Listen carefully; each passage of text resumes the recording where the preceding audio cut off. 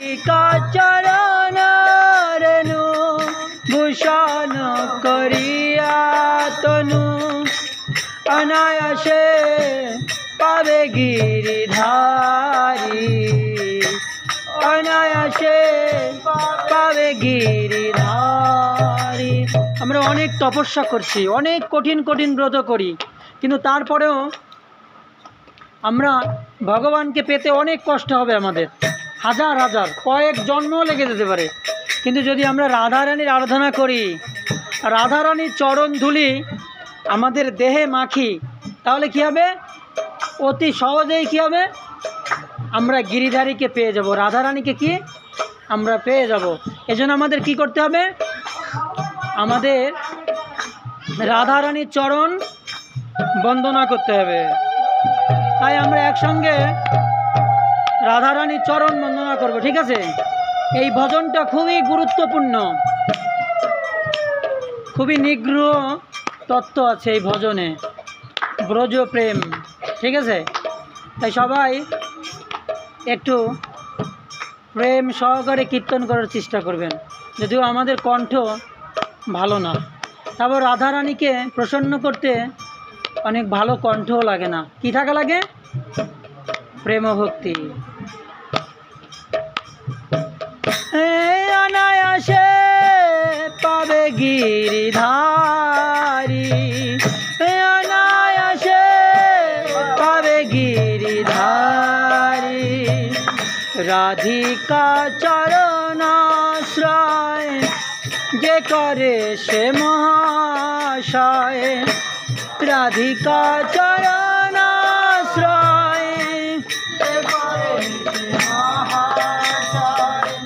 তারে মই যাই বলিহারি তারে মই যাই বলিহারি রাধিকা চরণ রেণু ভূষণ করিয়া তনু অনায়াসে পাবে গিরিধারী অনায়াসে পাবে গিরিধারী। সবাই রাধিকা চরণ রেণু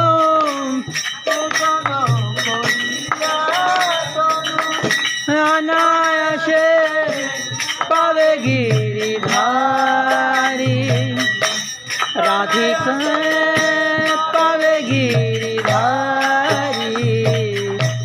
হরে কৃষ্ণ হরে কৃষ্ণ কৃষ্ণ কৃষ্ণ হরে হরে হরে রাম হরে রাম রাম রাম হরে হরে হরে কৃষ্ণ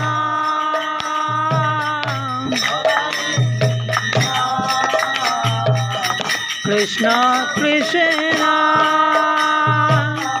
হরে হরে হরে রাম হরে রাম রাম রাম হরে হরে।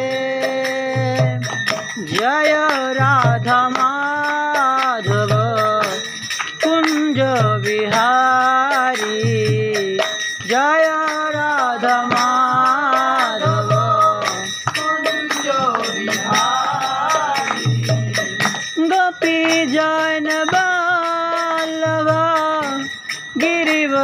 गिरिवरधारी गोपी जन वल्लभ गिरिवरधारी यशोदनन्दन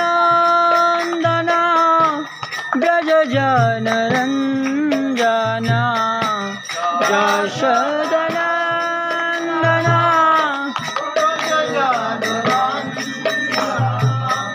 यमुना तीरवनचारी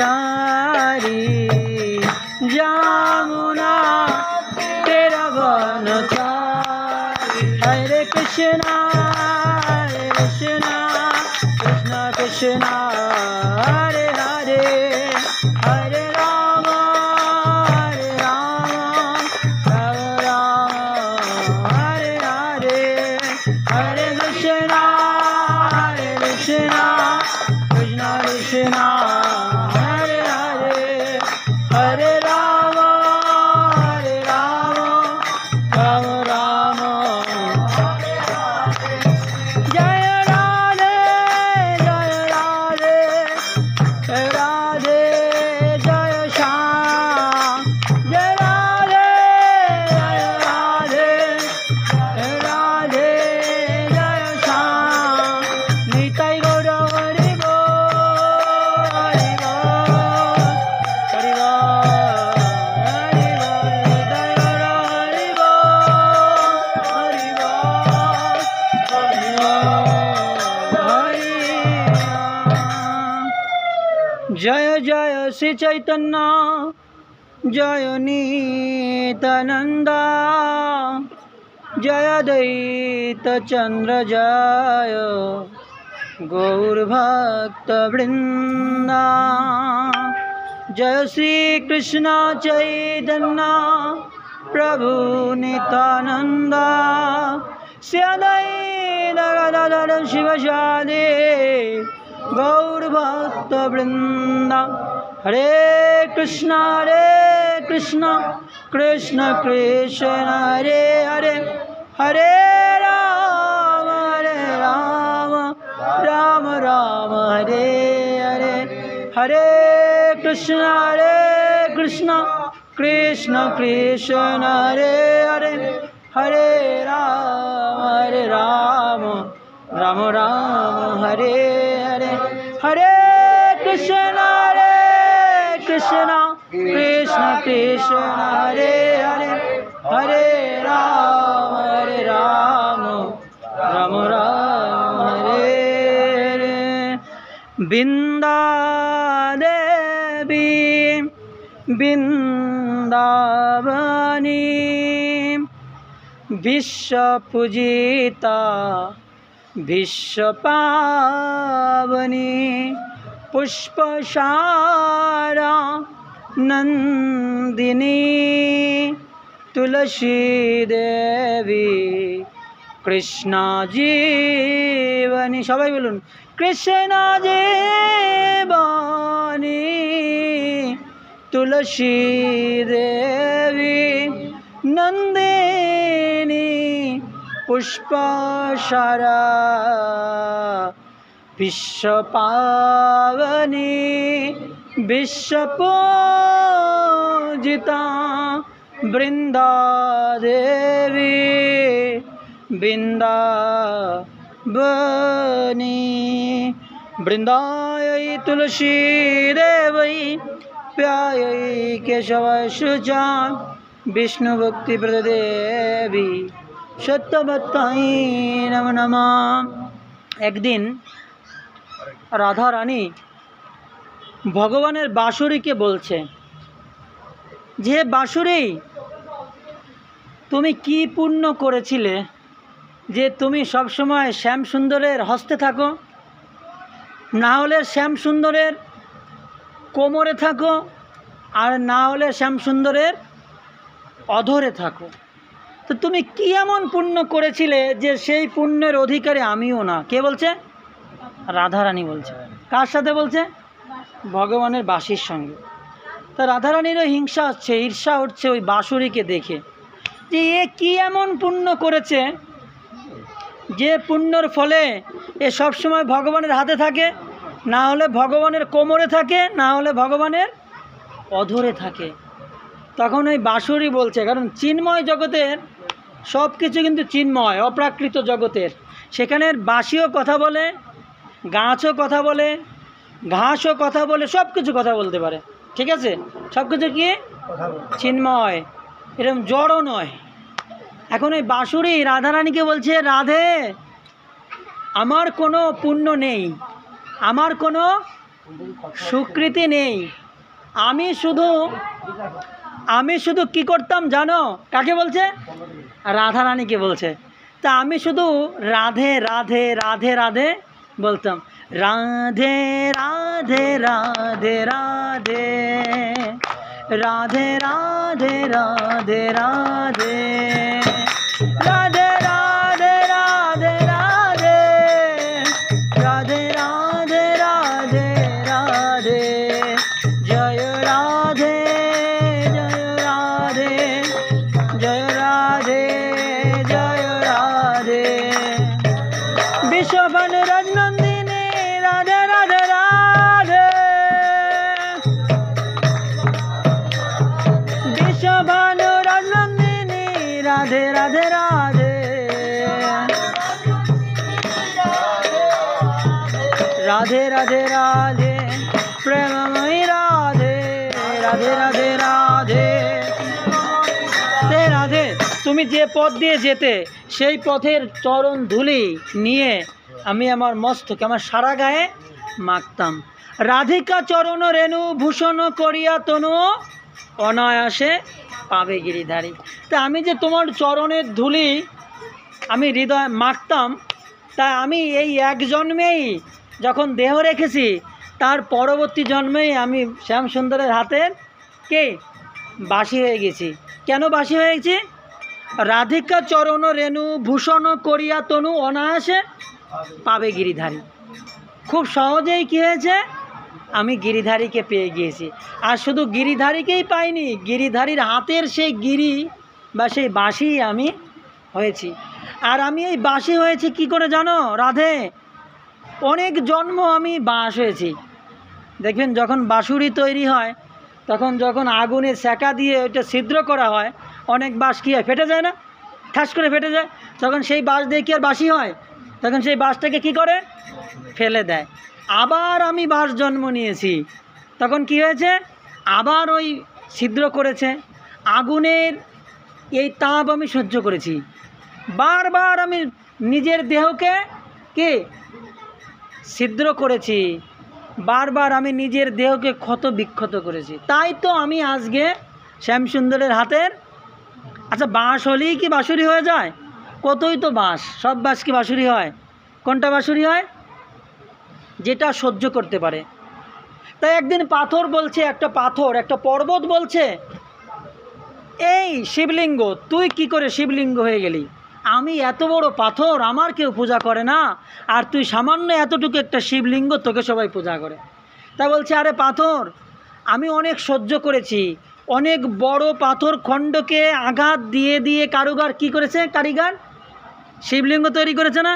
তা আমি এই আঘাত সহ্য করে করে আজকে আমি শিবলিঙ্গ হয়েছি। তাই তো আমাকে মন্দিরে সবাই পূজা করে। তাই যে সহে সে রহে, ঠিক আছে?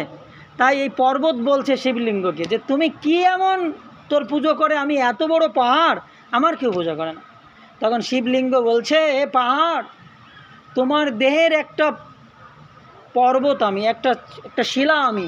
এই শিলাটিকে হাতুড় চিনি দিয়ে বারংবার আঘাত করতে করতে আমি এই সহ্য করেছি এই কষ্ট। তারপরে আমি কি হয়েছি? কী হয়েছি? শিবলিঙ্গ হয়েছে। তাই তো এখন আমি মন্দিরে পূজিত হচ্ছি। তা শিব ঠাকুরকে লাল ফুল দেবেন না, ঠিক আছে? শিব ঠাকুরকে কখনো লাল ফুল দিতে হয় না। শিব ঠাকুরকে কী ফুল দিতে হয়? শিব ঠাকুরকে ধুত্রার ফুল, নীলকণ্ঠ, আর সর্বোপরি যদি দেন সাদা ফুল দিতে পারবেন। কী ফুল? যে কোনো সাদা ফুল দিতে পারবেন, কিন্তু কোনো লাল ফুল শিব ঠাকুরকে দেওয়া যাবে না। এখানে দিয়েছেন কিন্তু আপনারা, ঠিক আছে? লাল ফুল দিবেন না, তাহলে কী হবে? শিব ঠাকুর ক্রোধান্বিত হয়ে যায়। শিব ঠাকুর সকল পুষ্প গোবিন্দকে প্রদান করেছে। শুধুমাত্র নীলকণ্ঠ আর রুদ্রাক্ষ যে ফুল আছে, আকন্দ ফুল চেনেন? এই ফুলগুলো শিব ঠাকুর গ্রহণ করেন। আর বিশেষভাবে তাদের ভক্তদের প্রার্থনা সাদা ফুলটাকে তিনি গ্রহণ করেছেন, কারণ সাদা ফুলটা গোবিন্দর খুবই প্রিয়। তাই গোবিন্দকে মনে রাখার জন্য, গোবিন্দকে সবসময় দর্শন করার জন্য তিনি সাদা ফুলটাকে স্বীকার করেছেন। তাই পর্বত বলছে, ও এই কারণে তুমি পূজিত হও, বুঝতে পেরেছি। আর বাঁশি রাধারানী বলছে, ও বুঝতে পেরেছি, এই কারণে তুমি গোবিন্দের হাতে স্থান পেয়েছো। কী জন্য স্থান পেয়েছে? অনেকবার সে অগ্নি দ্বারা দগ্ধ হয়েছে, আর রাধারানীর চরণের ধুলি তার অঙ্গের ভূষণ করেছে। আমরা কি করি এখন গরমের দিন, কত ধরনের কুল পাউডার, হট পাউডার, ঠিক না, আরও কত কিছু ইত্যাদি ইত্যাদি আমরা কি করি, আমাদের দেহে ধারণ করি, কিন্তু আমরা একটু তিলক দিতে সময় পাই না বা লজ্জা করে, ঠিক না। এই তিলকটাই হচ্ছে রাধারানীর দেহ। এই তিলকটা কি, এই তিলকটাই হচ্ছে রাধারানীর দেহ। যখন গোবিন্দ তার নিত্যলীলা সম্পূর্ণ করে তার ধামে চলে গিয়েছিলেন, তখন ব্রজবাসী সহ, শতকোটি গোপী সহ ব্রজের মহিষীরা, দ্বারকার মহিষীরা ওই দ্বারকায় একটা স্থানে মিলিত হয়েছিল। সেই জায়গাটার নাম গোপীতলা। কী তলা? তখন তারা সত্যি সত্যি এসে দেখে যে গোবিন্দ আর নেই। তখন কৃষ্ণ বিরহে কী হয়েছে, কৃষ্ণ বিরহে সেই শতকোটি গোপী আর সেই দ্বারকার মহিষীরা তারা গলিত হয়ে গিয়েছে। কী হয়েছে, এই মাতাজিগুলো পিছনে বসে হাসবে, কথা বলবে, কিছু খেয়াল করবে না।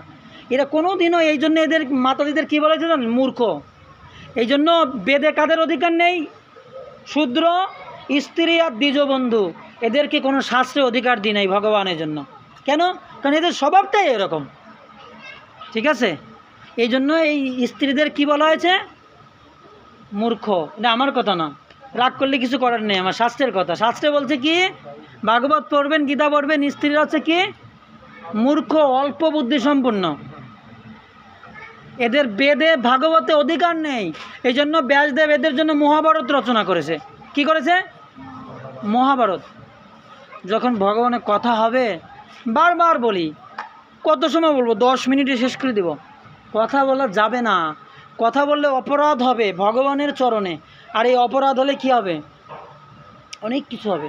এজন্য আমি চাই না আপনাদের আমার বেশি কথা বলার, কারণ আমি মাতাজিদের কখনো আমি করি না।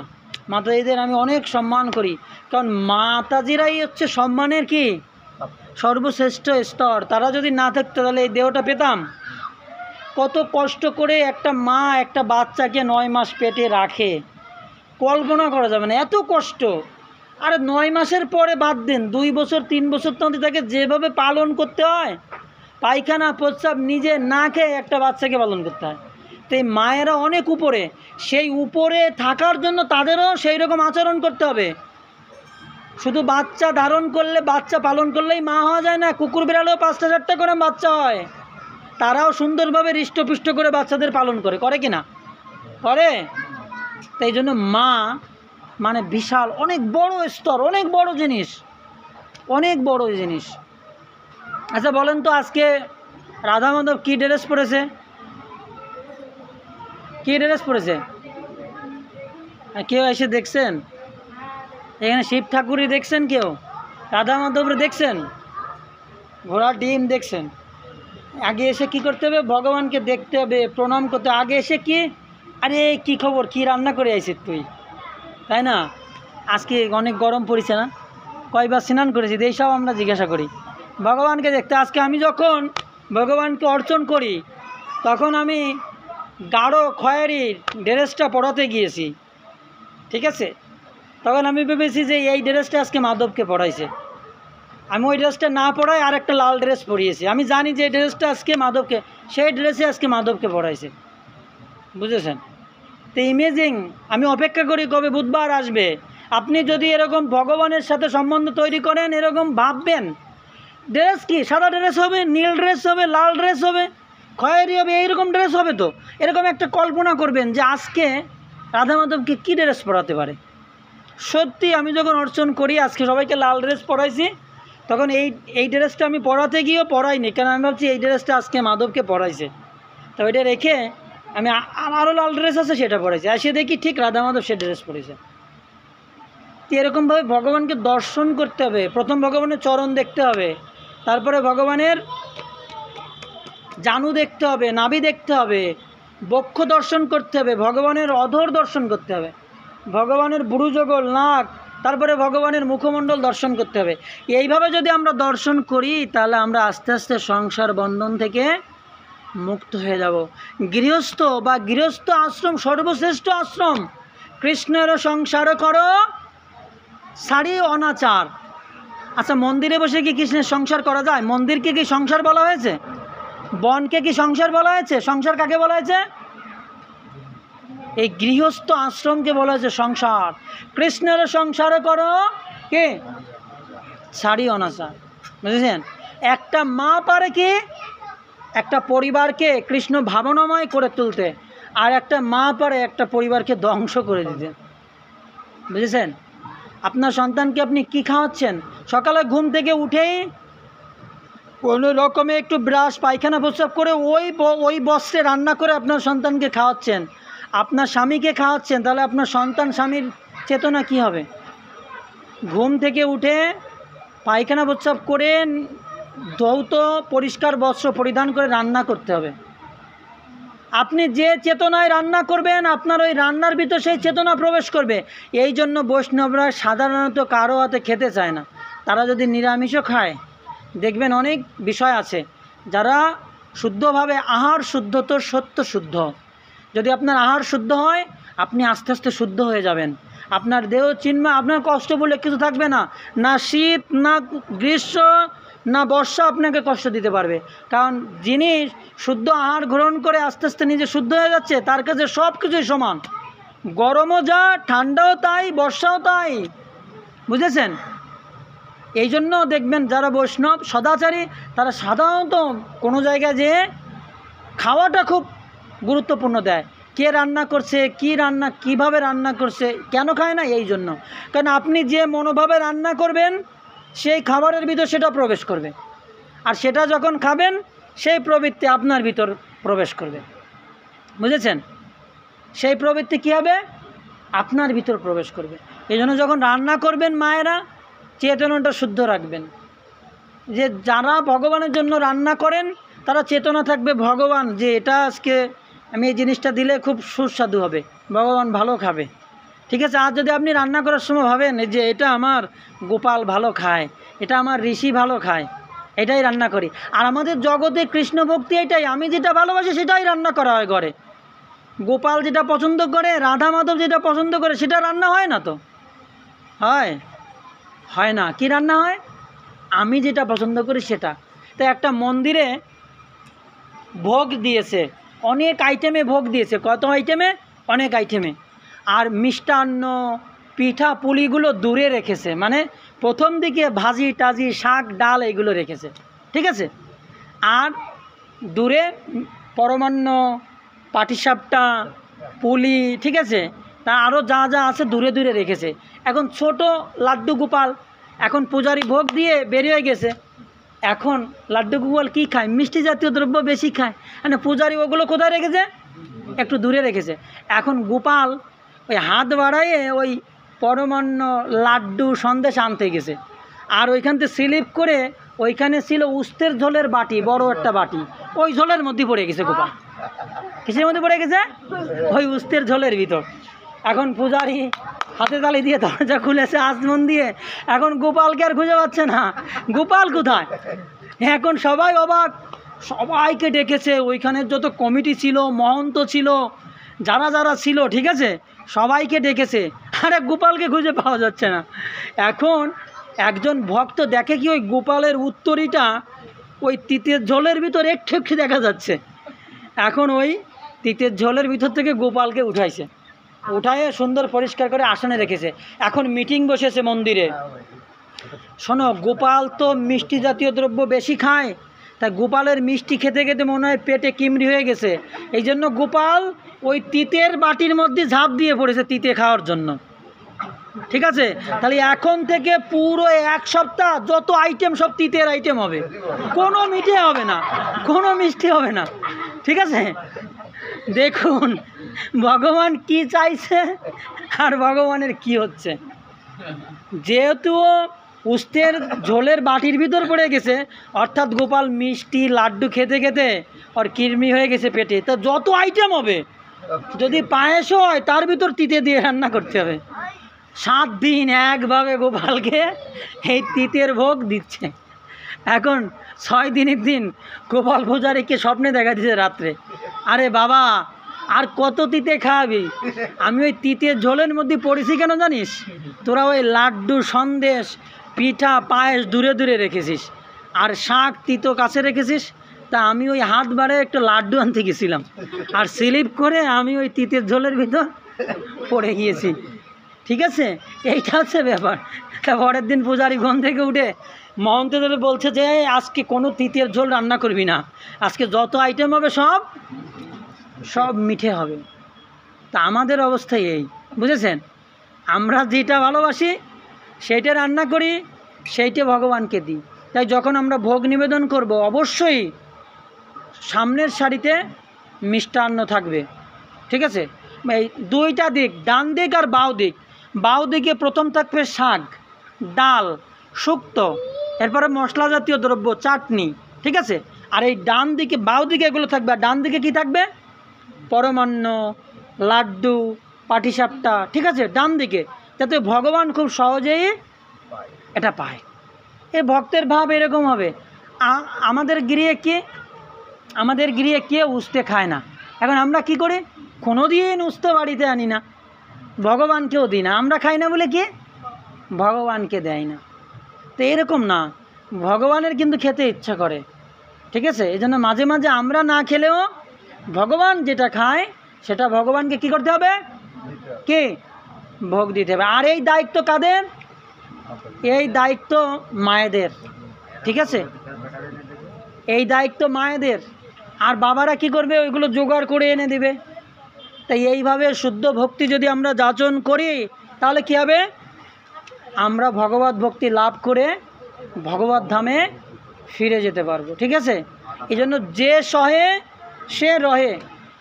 গরম সহ্য করতে হবে, শীত সহ্য করতে হবে। গরম পড়েছে, আমরা কি করি? অবহেলা করি, ভগবানের সেবা থেকে কি দূরে সরে যাই আমরা। শীত পড়েছে, ভগবানের সেবা থেকে অবহেলা করি। কি শীত, কি বর্ষা, কি বৃষ্টি, সব অবস্থায় আমাদের ভগবানের সেবায় যুক্ত থাকতে হবে। সবাই ভালো থাকবেন, সুস্থ থাকবেন। আর আমার কথায় যদি কোনো কষ্ট পেয়ে থাকেন, তাহলে অবশ্যই ক্ষমা সুন্দর দৃষ্টিতে দেখবেন। আর এগুলো আপনাদের ভালোর জন্যই, বুঝেছেন? যদি আপনারা এগুলো না শেখেন, তাহলে কি হবে? তাহলে আপনাদের সব কিছু বৃথা যাবে। আগামী দিন বৃহস্পতিবার, বৈশাখ মাস সমাপ্ত, অর্থাৎ ঝরা। সবাই সন্ধ্যাবেলায় কি করবেন? ঝরা খুলে রাখবেন এবং সম্ভব হলে নদীতে দিয়ে দেবেন। ঠিক আছে, নদীতে বা পুকুরে দিয়ে দেবেন। হ্যাঁ, সন্ধ্যাবেলায়, সন্ধ্যার আগে ওটা খুলবেন আর দিয়ে দেবেন। ঠিক আছে, আবার অনেকে মনে করে কালকে বৃহস্পতিবার, আজকে দিব না, লক্ষ্মী চলে যাবে না বাড়িতে, কালকে দিব। তাহলে কালকে সকালে দিবেন, কোনো সমস্যা নেই। ঠিক আছে, আর এই বৈশাখ মাস দেখুন চলে গেল, কত সহজেই চলে গেল। আজকে আমরা নাম অর্থ শুরু করেছি, কয় মাস হয়েছে কেউ বলতে পারবেন? কয় সপ্তাহ হচ্ছে? হ্যাঁ, কয় সপ্তাহ হচ্ছে? 12-13 সপ্তাহ, বুঝেছেন? তা যাই হোক, আমাদের বৈশাখ মাস গত হয়ে গেল। এই বৈশাখ মাসে যারা সাধু সেবা করে, বৈষ্ণব সেবা করে, সর্বোপরি তুলসী দেবীর সেবা করে, তাদের আর পৃথিবীতে আসতে হয় না। পুনর্জন্ম নবিদ্যতে। তারা সবাই কি হবে? ভগবত ধামে তারা সবাই চলে যাবে। তাই কারা কারা তুলসী গাছে ঝরা নিবেদন করেছেন একটু হাত উঁচু করেন তো। তুলসী গাছে ওই যে পিছনে দেখেন ঝরা দেওয়া আছে, বুঝেছেন? তো এরকম হরিভক্তি বিলাসে স্কন্দ পুরাণে লেখা আছে, এই তুলসী গাছে যদি কেউ জল দান করে, তাহলে তার পূর্বপুরুষ 21 পূর্বপুরুষ তারা সবাই জল গ্রহণ করে, যেখানেই থাকুক না কেন, বুঝেছেন? আর এই তুলসী গাছে কি করতে হয়? পাটের কুষ্টা, চেনেন? কুষ্টা, আর ওইখানে তুলসী আছে, দুর্বা ঘাস দিয়ে ওইখানে জল দিতে হয়। এবং দেখুন, ওইটা মাটি ছাড়া, ওই দুর্বা ঘাসটা কোথায় থাকবে? মাটি ছাড়া জলে। এখন প্রত্যেক দিন জল দিবেন। যারা ওই দুর্বা গাছটা বেঁচে যাবে এবং খুব সুন্দর হৃষ্টপুষ্ট হবে, বুঝবেন তারা তুলসী দেবীর কৃপা ভক্তি লাভ করেছেন। বুঝেছেন? তারা কী লাভ করেছেন? ভক্তি লাভ করেছেন। তাই এই তুলসী দেবী এই জগতে আমাদেরকে কৃপা করার জন্য এসেছেন। দেখুন তুলসী দেবী কত মাহাত্ম্য। তুলসীর হাড় না পড়ে যে ছাড়, জমালয়ে তারও বাস। তা যাদের গলায় তুলসী নেই তারা তো সবাই জমালয়ে যাবেন, নরকে, কিচ্ছু করার নেই, বুঝেছেন? এই জন্য সবাই তুলসীর হার গলায় ধারণ করবেন। তিলক ধারণ না করে যে জন বৃথাই জন্মতা। যারা তিলক ধারণ করে না তাদের জন্ম কি? বৃথা, বুঝেছেন? তাই এই জন্য আমাদের সবাই তুলসীর হার এবং তিলক ধারণ করতে হবে। একবার 2 মিনিটে শেষ করে দিচ্ছি, 10টা বাজতে গিয়েছে প্রায়। একবার যশোদা মা কী করেছে, তার ছেলে পুলে হয় না। যশোদা মায়ের বয়স 75। এখানে কেউ 75 বয়সের আছেন? কেউ আছেন 75 বছর বয়সের আছেন? কেউ আছেন? কেউ 75 বয়সে নেই। মা যশোদার বয়স 75। কত? নন্দ বাবার বয়স 85। এই বয়সে তাদের ঘরে কে এসেছে? গোপাল এসেছে। এত বছর বয়সে কারো ঘরে বাচ্চা হয়? হয়, কিন্তু যশোদা মার হয়েছে। তাই যশোদা মা মানত করেছিল, তা যদি আমার ঘরে সন্তান হয় তাহলে আমি আমার সেই সন্তানের ওজনে যত সম্পদ, সোনা দানা, এগুলো আমি ব্রাহ্মণদের কি করব? দান করব। এখন মা ভুলে গিয়েছিল। যখন গোপালের বয়স 7 বছর তখন মায়ের মনে পড়েছে। তখন একটু গোপাল বড় টড়ো হয়েছে, গায়ে ওজন হয়েছে। এখন মা ভাবছে তাহলে গোপালের তুলা দানটা করে ফেলি, মানে এই ওজন, যেন আমাদের সমাজে প্রচলিত আছে না, গায়ের ওজনে চিনি দেয়, মানত করে যে আমি আমার ছেলের যদি এই রোগ সেরে যায় তাহলে ওর ওজনে আমি মিষ্টি দেব। এখন যখন মিষ্টি দেওয়ার পালা আসে তখন আর মিষ্টি দেয় না, তখন 20 কেজি গুড় কিনে নিয়ে আসে, 20 কেজি চিনি কিনে নিয়ে আসে, আর 20 কেজি মিষ্টি কিনে নিয়ে আসে। এখন যদি 80 কেজি মিষ্টি কিনতে হয় তাই তো অনেক টাকার ব্যাপার না? তো এইগুলো দিয়ে অ্যাডজাস্ট করে। এখন মা কি করেছে, এই তুলাদান উৎসব শুরু করেছে। শুরু করলে এখন রাধারানী খুব ভালো রান্না করতে পারে। রাধিকারও পক্ষ অন্য বিবিধ ব্যঞ্জন, ঠিক না? এখন কি করেছে, রাধারানীকে মা মাঝে মাঝেই রান্না করতে নিয়ে আসে। এখন রাধারানী খুব সুন্দর রান্না করেছে, ঠিক আছে, 12 ব্যঞ্জন রান্না করেছে, আর ওদিকে তুলাদান হচ্ছে। এখন মায়ের যত সম্পদ ছিল, কার? যশোদা মায়ের। গোপালকে এক পাল্লায় বসিয়েছে, বুঝেছেন? আর এক পাল্লার গোপালের ওজনের যত সম্পদ, মানে মায়ের তো অনেক সম্পদ আছে না, মাদের আলাদা ব্যাংক ব্যালেন্স থাকে না? প্রত্যেক মায়ের আছে না? ডিপিএস, আইপিএস, সিপিএস আছে না মায়েদের? আছে না? তা যশোদা মারও ওরকম ছিল। তা যশোদা মা তার নিজের সম্পদের ভাগ থেকে একদিকে গোপালকে বসিয়েছে, আর একদিকে ওগুলো দিচ্ছে। এখন দিতে দিতে দিতে দিতে মায়ের সব দেওয়া হয়ে গিয়েছে, কিন্তু গোপালের গায়ের ওজন আর কমছে না। এখন মা দেখছে আমি তো প্রতিজ্ঞা করেছি, যাই হোক আমার তো এটা পূরণ করতে হবে। এখন মা কি করেছে, আগের দিনে তো সবাই অনেক মায়েরা অনেক আভূষণ পরতো না, তা কি করছে, মায়ের হাতে অনেকগুলো বালা চুড়ি এগুলো খুলে খুলে দিচ্ছে, মায়ের গলার হার দিচ্ছে, মায়ের মাজার বিছা দিয়েছে, মায়ের পায়ের নুপুর দিয়েছে, মায়ের কানের দুল দিয়েছে, মায়ের হাতের আংটি দিয়েছে, সব দিয়ে দিয়েছে, ঠিক আছে? এমনকি মায়ের মাথার যে চূড়ামণি, সেই চূড়ামণিটাও দিয়ে দিয়েছে। এখন মায়ের কাছে আর কিছু নেই। কি নেই? মায়ের কাছে আর কিচ্ছু নেই। তখন মা দেখছে আমার তো প্রতিজ্ঞা পূর্ণ হচ্ছে না, এখন কি করি? তখন মা তার নাকের নথটা খুলতে গিয়েছে। আগের দিনে তো বড় নথ পড়তো, তো এরকম বড় নথ পড়তো, নথটা খুলতে গিয়েছে, সব দিয়েছে, মাথার টিকলি, আভূষণ, চূড়ামণি, এভরিথিং সব কিছু দিয়ে দিয়েছে। এখন যখন রাধারানী দূর থেকে দেখছে মা কি করে, এখন নায়ের নথ খুলতে গিয়েছে, তখন ছোট্ট রাধারানী চলে এসেছে, এসে বলছে মা এটা খুলো না, কারণ এই নাকের নথ মানে কি, নথ থেকে নাথ, নাথ থেকে নথ। যাদের নাকের নথ আছে অর্থাৎ তার স্বামী আছে, বুঝেছেন? যাদের নথ নেই তার কি নেই, স্বামী নেই। যখন কারো স্বামী মারা যায় তখন কি করে, নায়ের নথ কি করে, খুলে ফেলে। তাই মা তুমি এটা খুলবে না।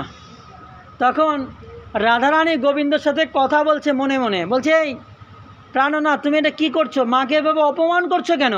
বলছে রাধে আমার মা জগতের সব সম্পদ দিয়ে দিয়েছে, এমনকি নন্দ বাবার কাছ থেকেও কিছু আওলাদ করেছে। যখন আমাদের ডিপিএস দেওয়ার সময় হয় মাসে, আমাদের যদি কাছে না থাকে তখন কি করি? বাবার মানি ব্যাগ থেকে সরাই না? সরাই কি না? সরাই তো। তা মা ওরকম কিছু সম্পদ বাবার থেকেও নিয়েছে, কিন্তু কাজ হচ্ছে না। তখন মা খুব কষ্ট পাচ্ছে। তখন কৃষ্ণ বলছে, রাধে, মা আমাকে জগতের সব সম্পদ দিয়ে দিয়েছে, কিন্তু তুলসী দেয়নি, কারণ আমি তুলসী ছাড়া কিচ্ছু গ্রহণ করি না। 56 ভোগ আর 64 ব্যঞ্জন তুলসী বিনা ফিরে নাহি দেখি তদুপানে। যদি 56 ব্যঞ্জন ভোগ রান্না করো, 64 ব্যঞ্জনও রান্না করে আমাকে দেয়, তাতে যদি তুলসী না দেয়া হয় তার দিকে আমি তাকাইও না। আর আমার মা আমাকে এত সম্পদ দিয়েছে, তুলসী নেই, আমি কি করব? তখন রাধারানী কি করেছে? তার হাতের একটা আংটি খুলে যুগল তুলসী দিয়ে মাকে বলছে, মা এই তুলসীটা তুমি এবার দাও, এই আংটিটা। তা যখনই এই আংটি দিয়েছে, সাথে সাথে গোবিন্দর ভার কমে গিয়েছে, আর এদিকের পাল্লা ভারী হয়ে গেছে। জয় জয় নিতাই গৌর প্রেমানন্দে হরি বল। জয় জয় বৃন্দা দেবী তুলসী মহারানী গে। তা দেখুন কি হয়েছে? মা, ভগবানের মা তুলসী ছাড়া দিয়েছে, ভগবান কিছু গ্রহণ করেনি। আর আমরা যদি তুলসীর হার না থাকে, আমাদের তুলসীর মালা না থাকে, যদি আমাদের তুলসীর মালা না থাকে, আর যদি আমাদের গৃহে তুলসী দেবী না থাকে, বৃন্দা দেবী, ভোগে যদি তুলসী না দিই, তাহলে গোবিন্দ গ্রহণ করবে? আর তার মারটাই গ্রহণ করেনি, তো আমাদের কি? তা দেখুন, এই বৈশাখ মাসে তুলসী সেবার কত মাহাত্ম্য। প্রত্যেক দিন যদি আপনি একটু তুলসী স্পর্শ করেন, সকালে স্নান করে তুলসী গাছে একটু জল দেন, তুলসী গাছে একটু পরিক্রমা করেন, তাহলে গোবিন্দ আপনার গৃহে বাধা থাকবে, এখান থেকে সে আর কোথাও যেতে পারবে না। এই পরিক্রমা করা কেন জানেন? পরিক্রমা করা কেন? ভগবানের কে আবদ্ধ করে রাখা, ভগবানের নিকটে যাওয়া। যতবার পরিক্রমা করবেন ততবার ভগবানের কাছে যাবেন। একটা লাঠিতে এক গাছ দড়ি বাঁধবেন, আর আপনার মাজায় দড়ি বেঁধে ডান দিক থেকে ঘুরবেন, কি হবে? ঘুরতে ঘুরতে একদম ওই লাঠির কাছে চলে যাবেন না? এক পর্যায়ে কী হবে? আর ঘুরতে পারবেন না। তো এই পরিক্রমা মানে কি? ভগবানের কাছে যাওয়া। ভগবানের কাছে যাওয়া হচ্ছে পরিক্রমা।